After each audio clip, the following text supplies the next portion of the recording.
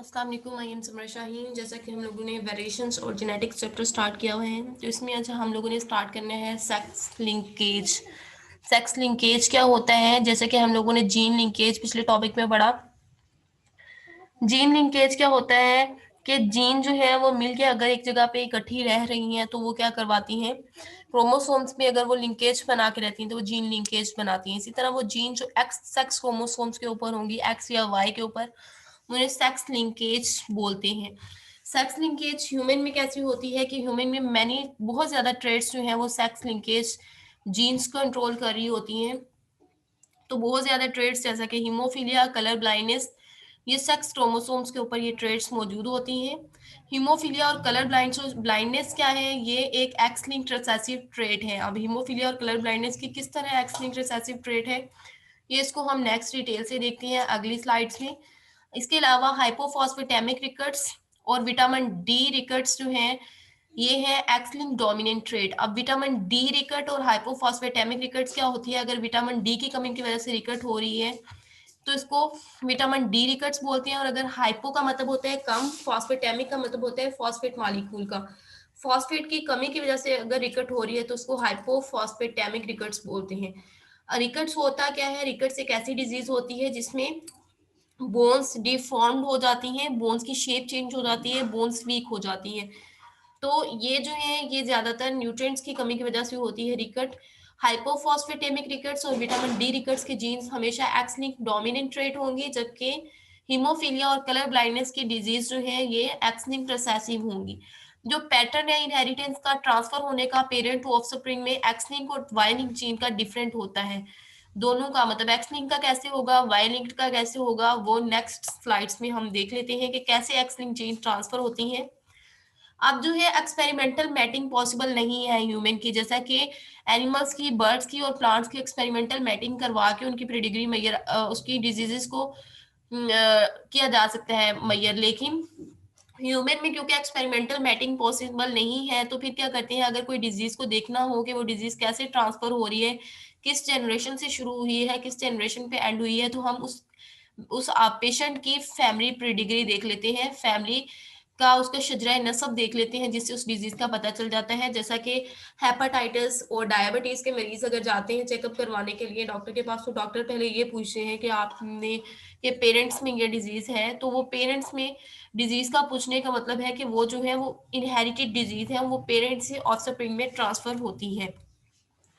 अब हीमोफीलिया की जेनेटिक्स क्या है, हीमोफीलिया होती क्या है, पिछले लेक्चर्स में भी हमने 2-3 दफा हीमोफीलिया को डिटेल से इसकी स्टडी की है। हीमोफीलिया हीम ब्लड की ये डिजीज है, इसको हीमोफीलिया बोलते हैं। इसमें क्या होता है, ये भी हेरिडिटी डिजीज है, एक्ट लिंक्ड रिसेसिव ट्रेट है, मतलब ये एक्स क्रोमोसोम्स के ऊपर होगी, रिसेसिव कंडीशन में होगी, और ये हेरिडिटी डिजीज है, ये पेरेंट्स से ऑफस्प्रिंग में ट्रांसफर होती है।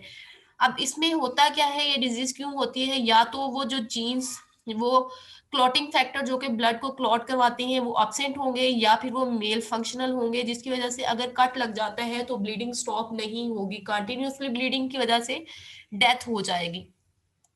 तो इसमें क्या होता है, रिडक्शन होती है, या फिर मेल फंक्शनल होते हैं जीन्स, या फिर कंप्लीट एब्सेंस होते हैं क्लॉटिंग फैक्टर, जिसकी वजह से क्या होता है ब्लड में कंप्लीट एब्सेंस फैक्टर्स, ये क्लॉटिंग फैक्टर की एब्सेंस की वजह से क्या होगा, ब्लड क्लॉट नहीं बन पाएंगे, जैसे ही कटिंग लगेगी, इवन के माइनर कट जो है वो काज डेथ, माइनर कट लग जाता है, छोटा सा कट छुरी का या फिर कोई भी छोटा सा कट लगता है तो वो भी हीमोफिलिक पेशेंट में डेथ का बायस बनता है। क्यों? क्योंकि कंटिन्यूस ब्लीडिंग होती है, कंटिन्यूस ब्लीडिंग से उसका ब्लड ब्लड जो है वो सारा रिलीज आउट हो जाता है, और उस पेशेंट की ब्लीडिंग की वजह से, कंटिन्यूस ब्लीडिंग की वजह से डेथ हो जाती है। तो ये फैक्टर्स जो हैं या तो बन ही नहीं पाता उस पेशेंट के अंदर, या फिर मेल फंक्शनल होता है। ये एक हेरिडिटी डिजीज है, ये जनरेशन को जनरेशन ट्रांसफर होती है। अब हीमोफीलिया की टाइप्स कौन कौन सी हैं? 3 टाइप्स हैं हीमोफीलिया की, हीमोफीलिया ए, हीमोफीलिया बी और हीमोफीलिया सी। हीमोफीलिया ए जो है, ए और B X linked recessive trait है, मतलब ये एक्स लिंक्ड होंगी और ये रिसेसिव कंडीशन में होती हैं। एक्स लिंक्ड रिसेसिव ट्रेट है हीमोफीलिया ए और बी, जबकि हीमोफीलिया सी ऑटोसोमल रिसेसिव जीन है, ऑटोसोम्स के ऊपर, ऑटोसोमल क्रोमोसोम्स के ऊपर मौजूद होती है। पिछले लेक्चर में मैंने आप लोगों को बताया था कि सेक्स क्रोमोसोम्स कौन से होते हैं और ऑटोसोमल क्रोमोसोम्स कौन से होते हैं। सेक्स क्रोमोसोम ऐसे क्रोमोसोम जो कि सेक्स डिटरमाइन करवाते हैं मेल और फीमेल की, और ऑटोसोमल अगर सेक्स क्रोमोसोम्स के अलावा क्रोमोसोम्स होंगे उन्हें ऑटोसोमल क्रोमोसोम्स बोलते हैं। ह्यूमन में 46 अगर क्रोमोसोम्स हैं तो वो 23 के होमोलोगस पेयर बना के रहते हैं। क्रोमोसोम हमेशा पेयर्स की फॉर्म में पाए जाते हैं। तो 23 को 2 कर मल्टीप्लाई कर दें तो ये क्या हो जाएंगे, 46 क्रोमोसोम्स हो जाएंगे। अब जो 22 पेयर हैं वो ऑटोसोमल होते हैं, मतलब 44 क्रोमोसोम ऑटोसोमल होते हैं, ओनली 2 क्रोमोसोम 1 पेयर जो है ये क्या होता है, ये एक सेक्स क्रोमोसोम होता है, एक्स वाई होते हैं मेल में, और फीमेल में एक्स एक्स होगा जो कि उसके सेक्स को डिटरमाइन करवाएगा मेल और फीमेल के। अब हीमोफीलिया ए बी और सी में डिफरेंस देख लेते हैं। हीमोफीलिया ए और बी, जैसा कि हमने पिछली स्लाइड्स में भी देखा कि हीमोफीलिया ए और B X linked recessive trait है, जबकि हीमोफीलिया सी ऑटोसोमल रिसेसिव है। अब हीमोफीलिया ए जो है वो फैक्टर 8 की वजह से होगा, हीमोफीलिया बी फैक्टर 9 की वजह से होगा, और हीमोफीलिया सी फैक्टर 11 की वजह से होगा। हीमोफीलिया ए में ज्यादा पेशेंट सफर होते हैं, ज्यादातर पेशेंट में हीमोफीलिया ए होता है, 80% हीमोफीलिया ए के पेशेंट्स होते हैं, 20% हीमोफीलिया बी के ट्रांसफर होने के चांसेस होते हैं, और सबसे कम हीमोफीलिया सी होती है 1%। अब जो है हीमोफीलिया ए और बी में मैन ज्यादा इफेक्टेड होते हैं बनिस्बत फीमेल्स के, तो मैन डबल चांसेस होते हैं मैन के सफर होने में, क्योंकि मैन में सिर्फ एक एक्स क्रोमोसोम होता है सेक्स क्रोमोसोम में, जबकि फीमेल में एक्स एक्स 2 क्रोमोसोम्स होते हैं। जो हीमोफीलिया सी है ये दोनों में इक्वल चांसेस होते हैं मेल और फीमेल में ट्रांसफर होने के। अब हीमोफीलिया के इफेक्ट क्या होते हैं, इफेक्ट ऑफ हीमोफीलिया, इसमें है मैन में जो है वो डबल चांसेस होते हैं ट्रांसफर सफर होने के बनिस्बत फीमेल के। अब फीमेल जो है वो उसी वक्त सफर होगी, फीमेल ए और सी के तो इक्वल चांसेस होंगे, लेकिन हीमोफीलिया ए और बी फीमेल में तभी होगी जब फीमेल में दोनों एक्स क्रोमोसोम्स के ऊपर उसके जीन्स हीमोफीलिया की मौजूद होंगी। मतलब अगर दोनों एक्स सेक्स क्रोमोसोम में एक्स एक्स क्रोमोसोम्स के ऊपर दोनों के ऊपर हीमोफीलिया के जीन्स मौजूद होंगे तो फिर फीमेल जो है वो हीमोफिलिक पेशेंट होगी। अगर उसमें सिर्फ एक एक्स के ऊपर वो जीन्स मौजूद है, दूसरे के ऊपर मौजूद नहीं है, तो वो फीमेल हीमोफिलिक नहीं होगी, वो कैरियर होगी, उसमें वो ट्रेड शो नहीं होंगे, क्योंकि उसके पास अगर एक एक्स क्रोमोसोम्स के ऊपर हीमोफिलिक जीन्स मौजूद है, दूसरा नॉर्मल एक्स क्रोमोसोम्स मौजूद है, जबकि मेल के पास सिर्फ एक एक्स क्रोमोसोम होता है सेक्स क्रोमोसोम में, दूसरा वाई क्रोमोसोम होता है। तो मेल में क्योंकि एक ही एक्स क्रोमोसोम है, तो मेल अगर रिसेसिव भी होगा उस एक एक्स क्रोमोसोम्स के ऊपर ही अगर वो हीमोफिलिक की जीन्स आ जाती हैं, तो वो मेल जो है वो डिस्प्ले करेगा ट्रेड्स का, मैन वो मेल जो है वो हीमोफिलिक पेशेंट होगा, सिर्फ एक अगर एक्स क्रोमोसोम्स के ऊपर अगर उसके वो अलील्स आ जाती हैं, उसमें हीमोफिलिक जीन्स आ जाती हैं। जबकि फीमेल में अगर होमोजाइगस होगी, दोनों एक्स क्रोमोसोम्स के ऊपर वो जीन्स आएंगी, फिर ही फीमेल हीमोफिलिक होगी। फिर मैन के डबल चांसेस होते हैं ट्रांसफर होने के बनिस्बत फीमेल में ये डिजीज ट्रांसफर होने के। तो हीमोफिलिक जो डिजीज है ये हमेशा जिगजैग पैटर्न में ट्रांसफर होती है, ये नाना से नवासे में ट्रांसफर होती है। मतलब अगर नाना से जीन्स गई है बेटी में, तो बेटी क्या है उसकी, वो कैरियर होगी, अगर क्योंकि उसके पास एक ही फादर की तरफ से जीन्स आएगी, एक्स क्रोमोसोम एक ही आएगा, तो एक्स क्रोमोसोम में क्या है, हीमोफिलिक की जीन्स मौजूद है, लेकिन मदर की तरफ से नॉर्मल एक्स क्रोमोसोम आ रहा है, तो उसमें हेट्रोजाइगस कंडीशन है। हमने पीछे पढ़ा कि सिर्फ फीमेल तभी हीमोफिलिक होगी जब उसमें दोनों एक्स क्रोमोसोम्स के ऊपर हीमोफिलिक जीन्स मौजूद होंगी, तो वो फीमेल कैरियर है। जब उसके नेक्स्ट ऑफस्प्रिंग प्रोड्यूस होंगे, उसके बेटे में ये डिजीज ट्रांसफर होगी जो कि ग्रैंडफादर की तरफ से आ रही है। तो ये क्या है, हम जिगजैग पैटर्न में ट्रांसफर होती है, नाना से नवासे में मुंतकिल होती है, नाना से बेटी में अगर मुंतकिल होगी तो बेटी कैरियर होगी। अब मलका विक्टोरिया की प्रीडिग्री दिखाई गई है। प्रीडिग्री का मतलब होता है शजर नसब। मलका विक्टोरिया जो थी वो हीमोफिलिक कैरियर थी, हाफ वाइट और हाफ ग्रे शो करने का मतलब है हाफ वो कैरियर है, और उसमें एक क्रोमोसोम नॉर्म एक एक्स क्रोमोसोम नॉर्मल है, दूसरे के ऊपर हीमोफिलिक के जीन्स मौजूद हैं। इसके जो मैरिज के बाद इसके जो ऑफस्प्रिंग प्रोड्यूस हुए, इसकी दो जो डॉटर्स थी वो कैरियर्स थी। दोनों में अगर मलका विक्टोरिया की तरफ से एक एक्स क्रोमोसोम और एक प्रिंस अल्बर्ट की तरफ से एक एक्स क्रोमोसोम नॉर्मल आया है, और मलका विक्टोरिया की तरफ से कैरियर वो क्रोमोसोम आया है हीमोफिलिक वाला, तो उसकी बेटियां क्या है, वो सारी की सारी नहीं होंगी, बल्कि उसमें से सिर्फ 2 जो है जिनके अंदर ये कैरियर वाला एक्स क्रोमोसोम आया है वो ही बेटियां कैरियर होंगी। जबकि जो इसका बेटा ल्यूपोल्ड था, ल्यूपोल्ड में क्या था कि वो मलका विक्टोरिया की तरफ से एक्स क्रोमोसोम आया, वाई क्रोमोसोम अल्बर्ट की तरफ से तो एक्स वाई क्रोमोसोम। और ये ल्यूपोल्ड क्या था, ये हीमोफिलिक पेशेंट था, मुकम्मल तौर पे डार्क जो ग्रे कलर है वो उसको शो कर रहा है हीमोफिलिक पेशेंट को। तो ये क्या शो करता है कि मलका विक्टोरिया का जो फादर था वो भी हीमोफिलिक पेशेंट था, वहां से ट्रांसफर हुई मलका विक्टोरिया में हीमोफिलिक जीन्स, हीमोफिलिक की जीन्स ट्रांसफर हुई नेक्स्ट ल्यूपर्ड में, तो नाना से नवासे में ये जीन्स मुंतकिल हुई।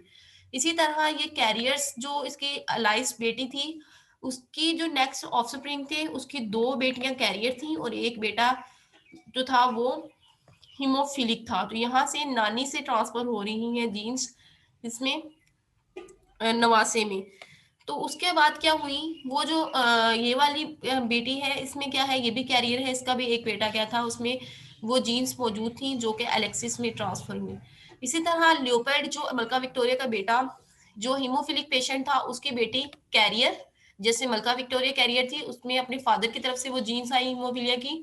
अब वो जो अलाइस है, अलाइस की जब नेक्स्ट ऑफस्प्रिंग प्रोड्यूस हुए तो जो ल्यूपर्ड था वो उसका बेटा क्या था, वो हीमोफिलिक पेशेंट था। तो आप देखें यहाँ पे नाना ल्यूपर्ड है, उसकी बेटी अलाइस और अलाइस का बेटा ल्यूपर्ड।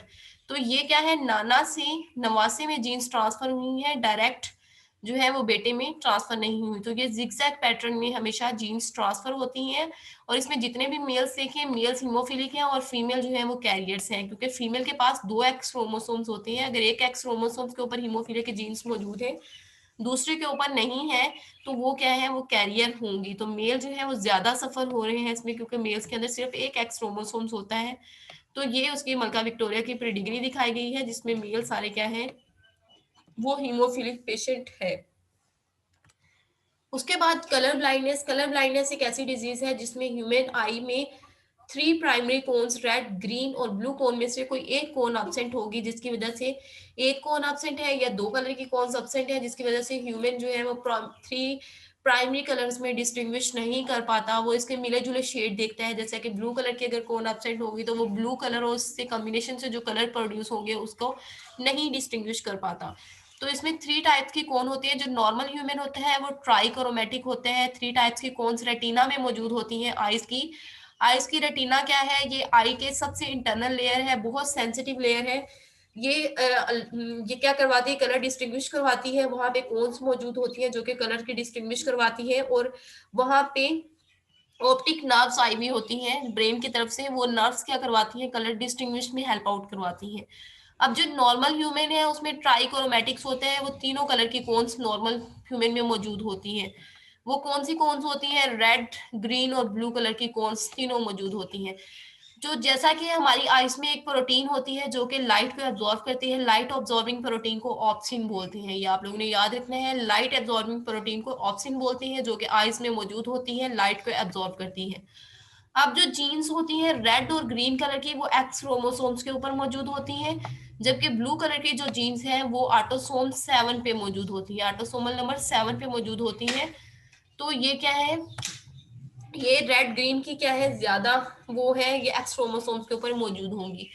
अब अगर म्यूटेशन आ जाती है, ऑप्शन में कोई चेंजिंग आ जाएगी, तो उससे क्या होगा, थ्री कलर टाइप्स के कलर ब्लाइंडनेस हो सकती है। ब्लाइंडनेस, अंधापन, इनमें से कोई भी तीन कलर्स में से अगर कोई एक कलर नहीं दिखता तो वो उसकी कलर ब्लाइंडनेस कहलाएगी। कलर का अंधापन के कलर्स में हम डिस्टिंग्विश नहीं कर पाते। अब डाइक्रोमेट क्या होता है कि पर्सन सिर्फ दो कलर्स देख सकता है, ठीक है, दो कलर। डाइक्रोमेट, ट्राइक्रोमेट का मतलब होता है थ्री कलर देखना, डाई का मतलब है दो कलर देखना, और मोनोक्रोमेट का मतलब होता है एक कलर देखना। तो जो डाइक्रोमेट पर्सन होता है वो दो प्राइमरी कलर्स देख सकता है, लेकिन थर्ड जो कलर है वो नहीं देख सकता, अनेबल होता है उस कलर को देखने के लिए, वो काबिल नहीं होता कि वो कलर देख सके, क्योंकि उसकी आइज में वो कौन सी नहीं होंगी। तो डाइक्रोमेटिक पर्सन टू कलर्स देख सकता है। जो थर्ड कलर की ऑप्शन है वो प्रोटीन ही एब्सेंट होगी उसकी आइज में, जो कि उस कलर को एब्जॉर्व करेगी, वो प्रोटीन एब्सेंट होगी। अब जो थ्री थ्री तरह की डाइक्रोमेटिक वो कलर ब्लाइंडनेस है, एक प्रोटोटेनोपिया है, दूसरी ड्यूट्रोटेनोपिया है और तीसरी ट्राइटेनोपिया है। जो प्रोटो है वो रेड के लिए कलर के लिए यूज करते हैं, ड्यूट्रो ग्रीन कलर के लिए यूज करेंगे और ट्राइटेनोपिया ब्लू कलर के लिए यूज करते हैं।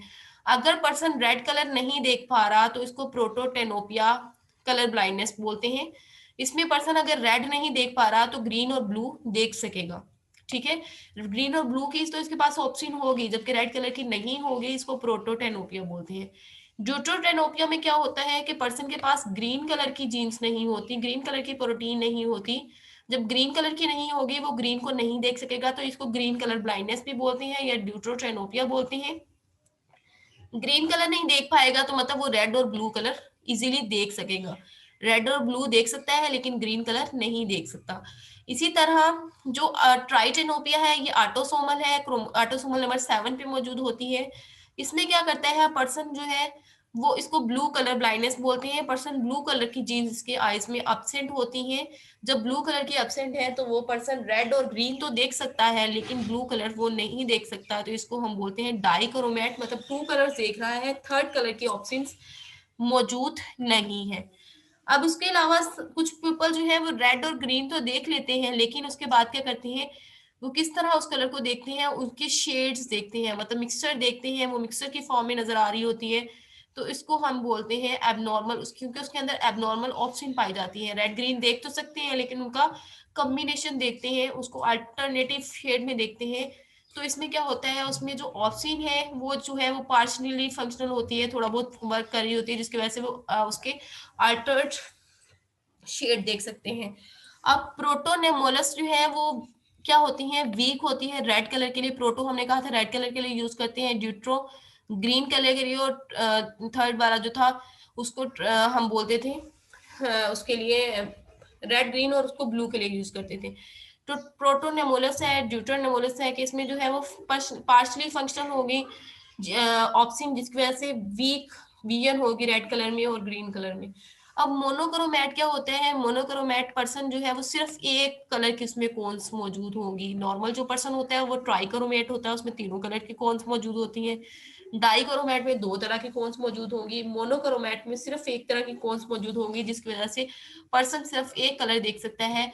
इसमें रेड और ग्रीन तो वो बिल्कुल देख ही नहीं सकता, जिसकी वजह से इसको रेड ग्रीन कलर ब्लाइंडनेस भी बोलते हैं।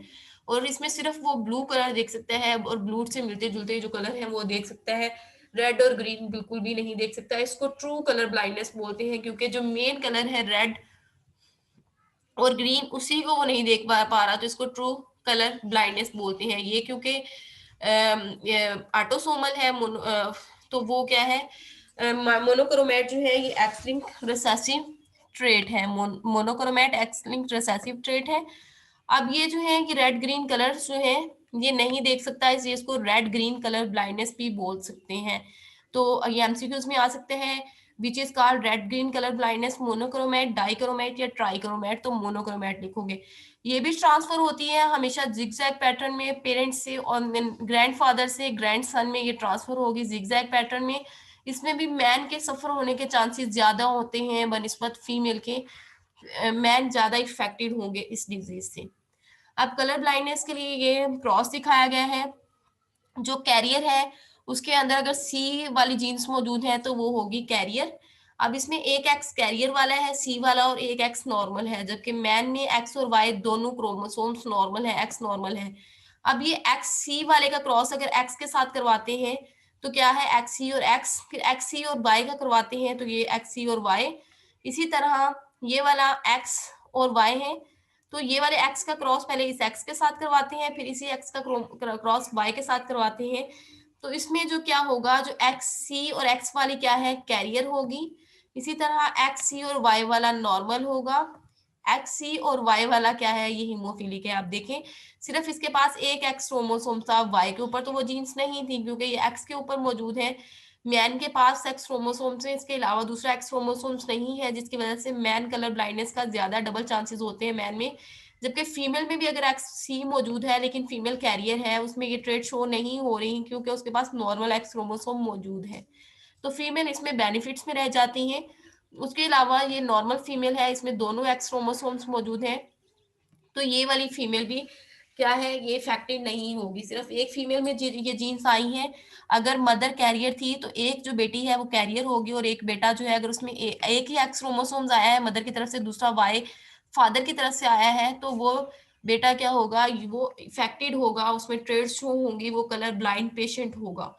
अब ये उसी को उन्होंने प्रीडिग्री की फॉर्म में शो करवाया हुआ है। मदर जो है वो सर्कुलर फॉर्म में शो करवा दिया है, फादर के लिए ब्लॉक लगा दिया है। अब फीमेल जो है वो कैरियर है, उसमें एक्ससी के जीन्स मौजूद है, एक्ससी मतलब कलर ब्लाइंडनेस के जीन्स मौजूद है, जबकि मेल्स के अंदर एक्स नॉर्मल है और एक वाई है। यही वाले इसी को दिखाया गया है।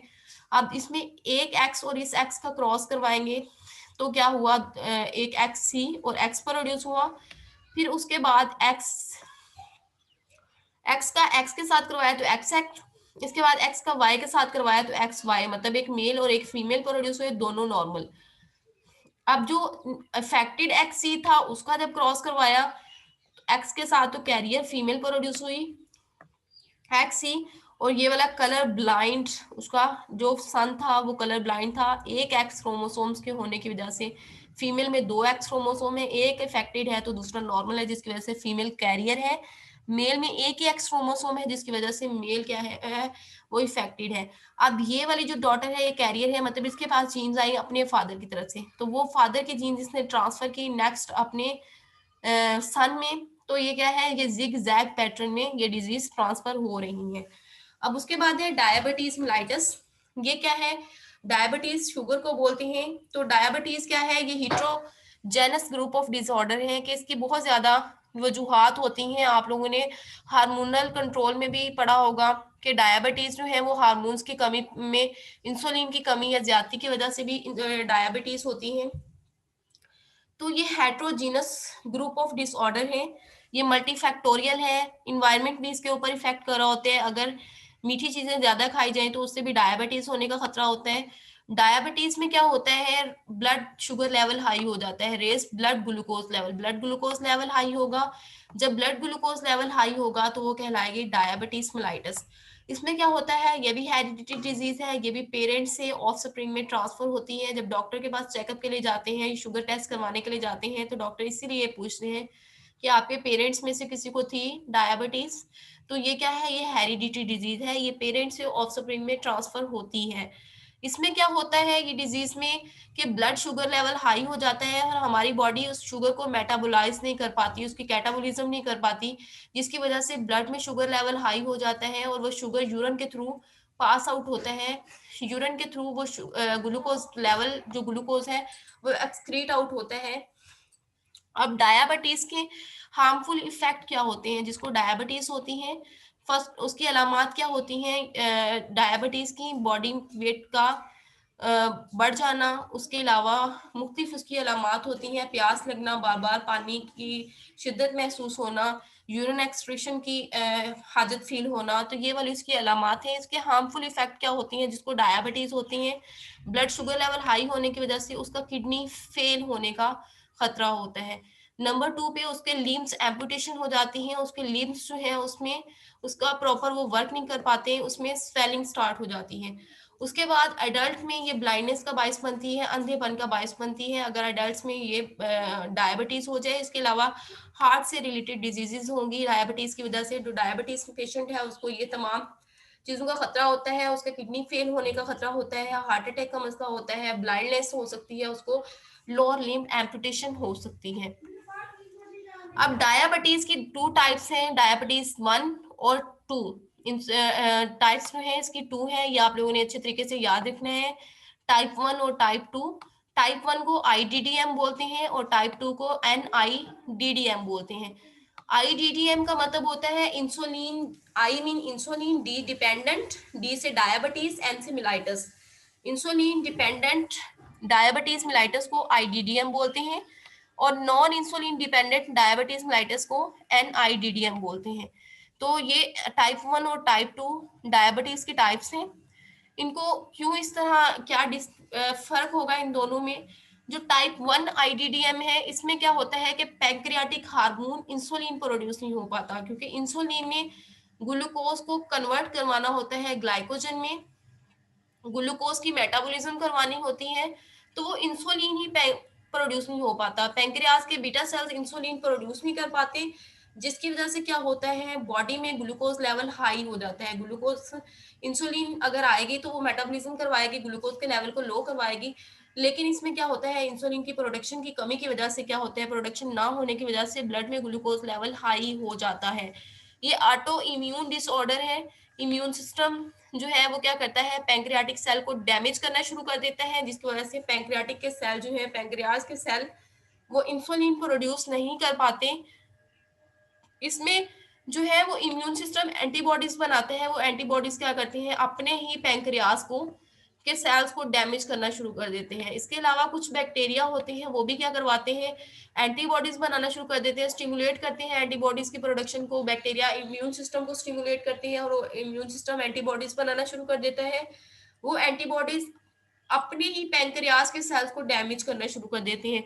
जब वो सेल्स डैमेज हो जाएंगे तो वहां से इंसुलिन प्रोडक्शन नहीं होगी, इंसुलिन प्रोडक्शन के सेल्स डैमेज होना शुरू हो जाएंगे।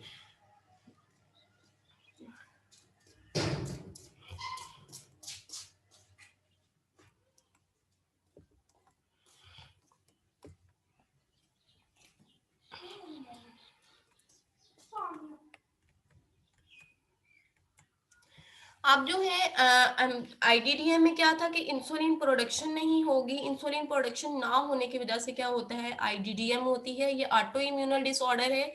ये 40 साल की उम्र से कम अगर ये डिजीज हो जाती है जिनको होनी हो। उसके बाद जो डिजीज है निडम NIDDM, ये टाइप 2 डिजीज है।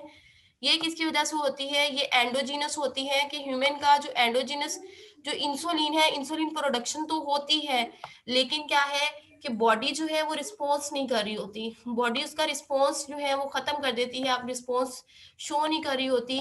तो ये डिजीज ज्यादातर 40 एज से ऊपर होती है, 40 साल से बाद ये डिजीज होती है, NIDDM या टाइप 2। इसमें क्या होता है, इंसुलिन प्रोडक्शन तो होती है, लेकिन क्या है कि बॉडी के सेल रिस्पॉन्स शो नहीं कर रहे होते इंसुलिन का, वो कोई रिस्पॉन्स शो नहीं करेंगे। इसमें क्या होता है कि इंक्रीज इंसुलिन रेजिस्टेंस, इंसुलिन का रेजिस्टेंस बढ़ जाता है। ठीक है। उसके बाद क्या होता है, ओबेसिटी जो है, मोटापा, इसको क्या करता है, इफेक्ट करता है इस पे। Indirectly increase the insulin sensitivity and improve the glucose tolerance. अब क्या करना है, जो है NIDDM ये टाइप 2 है। ये किस वजह से होती है कि सेल रिस्पॉन्स नहीं कर रहे होते उसका इंसुलिन का, जिसकी वजह से ग्लूकोज लेवल हाई हो जाता है। ज्यादातर अगर ओबेसिटी होता है, मोटापा होगा, तो उसकी वजह से टाइप 2 होती है। टाइप 2 जो टाइप 1 है उसका ट्रीटमेंट क्या है कि वो पेशेंट को रेगुलरली इंसुलिन के इंजेक्शन लगवाने पड़ते हैं। वो इंसुलिन के इंजेक्शन क्या करते हैं, उसका जो है ग्लूकोज लेवल को लोअर करते हैं, वरना उसका ग्लूकोज लेवल हाई हो जाता है। उसके किडनी फेलियर, हार्ट अटैक का प्रॉब्लम होता है। उसके अलावा उसका जो ब्लड ग्लूकोज लेवल है बढ़ जाता है। जबकि NIDDM में सेल रिस्पॉन्स ही नहीं कर रहे होते हैं, हालांकि बॉडी के अंदर इंसुलिन प्रोडक्शन हो रही होती है। तो फिर क्या होता है, इसकी क्या काज है, ओबेसिटी है, मोटापा है। तो क्या करते हैं डॉक्टर, रिकमेंड करते हैं ऐसे पेशेंट्स को एक्सरसाइज करना। एक्सरसाइज जब वो पेशेंट करता है तो एक्सरसाइज से ओबेसिटी कम होती है और वो सेल जो है वो रिस्पॉन्स शो करना शुरू कर देते हैं। वो क्या करते हैं, इंसुलिन सेंसिटिविटी उनकी बढ़ जाती है और वो ग्लूकोज को यूटिलाइज करना शुरू कर देते हैं, ग्लूकोज को की मेटाबॉलिज्म स्टार्ट कर देते हैं। तो जो टाइप 2 की जो जेनेटिक्स है, उसके जेनेटिक्स के हवाले से अगर टाइप 2 को देखें तो ये क्या है, ये इन्वायरमेंटल कंडीशन में भी ये डेवलप होती है। अगर इन्वायरमेंटल कंडीशन ऐसी मिलती है, वो फैटी फूड परसेंट ज्यादा खा रहा है, वो फैटी होता जा रहा है, तो उससे भी क्या होती है, टाइप 2 हो जाती है। जो 2 to 5% जो टाइप 2 है वो 25 एज से कम, पहले हमने टाइप 2 में बोला कि वो 40 एज पे, ओवर द 40 एज पे ये स्टार्ट होती है, लेकिन 2 to 5% जो है वो स्टार्ट हो जाती है 25 एज से कम एज पे। ये टाइप 2 हो जाती है डायबिटीज की। तो इसको हम बोलते हैं maturity onset diabetes of young. MODY भी इसको नाम देते हैं, MODY, MODY, maturity onset youngest of, youngest को बोलते हैं, तो इसको मोडी बोलते हैं। अब जो 50% जो केसेस होते हैं मोडी के, वो किस वजह से होते हैं, ग्लूकोकाइनेज जीन्स की वजह से होते हैं। ग्लूकोकाइनेज जीन्स क्या होती है, ये ऐसी जीन होती है जो ग्लूकोज को मेटाबॉलिज्म करवाती है और ग्लूकोज को कन्वर्ट कर देती है ग्लूकोज 6 फॉस्फेट में। पैंक्रियास में ये करवाती है, ग्लूकोज को ग्लूकोज 6 फॉस्फेट में कन्वर्ट करती है, ग्लूकोज लेवल को हाई करती है। तो ये डिजीज जो है किस वजह से होती है, अगर जीन्स में म्यूटेशन आ जाती है, 4 जीन्स होती हैं, उनमें अगर कोई म्यूटेशन आ जाती है तो उसकी वजह से मोडी होगी, mature onset disease of youngest होगी। इसमें क्या होता है, या फिर क्या होगा, जीन जो इनकोडिंग कर रही होती है ट्रांसक्रिप्शन फैक्टर को, तो वो जीन की में क्या होगा, कोई म्यूटेशन आएगी। तो ये फैक्टर क्या करवाते हैं, जो ट्रांसक्रिप्शन फैक्टर है वो इंसुलिन रेगुलेशन करवाता है और पैंक्रियाज डेवलपमेंट करवाता है, लेकिन अगर इसमें कोई म्यूटेशन आ जाती है, वो फैक्टर प्रॉपर तरीके से वर्क नहीं कर पाता, तो इसकी वजह से ये मोडी डिजीज होगी। इसके अलावा 4 मोडी जीन्स जो है वो अपना सिग्निफिकेंट रोल प्ले नहीं करती है अडल्ट में, जिसकी वजह से अडल्ट में ये डिजीज 40 एज से पहले ही, मतलब 20 से 25 एज में ही ये डिजीज स्टार्ट हो जाती है। अब ये डिफरेंस दिया गया है आईडीडीएम और एनआईडीडीएम में, टाइप 1 और टाइप 2 में। टाइप 1 को हम बोलते हैं आईडीडीएम, टाइप 2 को हम बोलते हैं एनआईडीडीएम। ये है इंसुलिन डिपेंडेंट डायबिटीज मिलाइटिस और दूसरी वाली है non insulin dependent diabetes mellitus. Insulin dependent इसके नाम से ही है डायबिटीज मिलाइटिस, दूसरी वाली है non insulin dependent diabetes mellitus. अब पैंक्रियाज सेल जो है वो इंसुलिन प्रोड्यूस नहीं कर पाते। आईडीडीएम में क्या होता है, पैंक्रियाटिक सेल में डैमेज हो जाते हैं। किस वजह से डैमेज होते हैं, कोई बैक्टीरिया या फिर इम्यून सिस्टम पैंक्रियाज को डैमेज करता है, जिसकी वजह से पैंक्रियाज इंसुलिन सेल प्रोड्यूस नहीं कर पाते। जबकि टाइप 2 में क्या होता है, सेल रिस्पॉन्स खत्म कर देते हैं, इंसुलिन के खिलाफ रिस्पॉन्स शो नहीं कर रहे होते। इंसुलिन प्रोडक्शन होती है तो सेल्स के अंदर इंसुलिन तो प्रोड्यूस हो रही है, लेकिन सेल उसका रिस्पॉन्स नहीं कर रहे, तो वो एनआईडीडीएम होती है। अब आईडीडीएम जो है वो मल्टीफैक्टोरियल होती है, मतलब इन्वायरमेंट भी इसके ऊपर, इसकी मुख्तलिफ काजेज है। टाइप 1 की इसमें इन्वायरमेंट भी इन्फ्लुएंस कर रहा होता है। जो एनआईडीडीएम है ये ओबेसिटी की वजह से होती है, मोटापे की वजह से होती है दोनों हेरिडिटी डिजीजेस। उसके अलावा आईडीडीएम 40 साल से पहले एज में होती है, जबकि एनआईडीडीएम आफ्टर 40 ईयर एज के बाद ये स्टार्ट होती है। 2 to 5% जो है वो स्टार्ट हो जाती है 25 एज से पहले, यंगेस्ट में होती है तो उसको मोडी का नाम देते हैं। अब जो है इसमें क्या करते हैं, सरवाइव करने के लिए एक्सोजीनस इंसुलिन लेते हैं, बाहर से इंसुलिन लेते हैं, इंसुलिन के इंजेक्शन लगवाने पड़ते हैं हर रोज, जिसकी वजह से क्या होता है, इंसुलिन ग्लूकोज लेवल को कम करती है ब्लड में। जबकि एनआईडीडीएम का क्या इलाज है, डॉक्टर रिकमेंड करते हैं एक्सरसाइज। एक्सरसाइज से क्या होता है, सेल रिस्पॉन्स शो करना शुरू कर देते हैं इंसुलिन के लिए, तो ओबेसिटी जो है वो कम होती है एक्सरसाइज से। और आईडीडीएम की जीन्स मौजूद होती हैं शॉर्ट आर्म पे क्रोमोसोम नंबर 11 के ऊपर, जबकि एनआईडीडीएम की जीन्स मौजूद होती है, ये ऑटोसोमल डोमिनेंट जीन है, ये ऑटोसोमल्स के ऊपर मौजूद होती है। तो ये दोनों टाइप्स हैं डिफरेंट बिटवीन आईडीडीएम और एनआईडीडीएम। ये हमारा टॉपिक था और ये आज का लास्ट लेक्चर है वेरिएशंस और इनहेरिटेंस का। अगला चैप्टर हम लोगों ने स्टार्ट करना है biotechnology. Thank you, Allah Hafiz.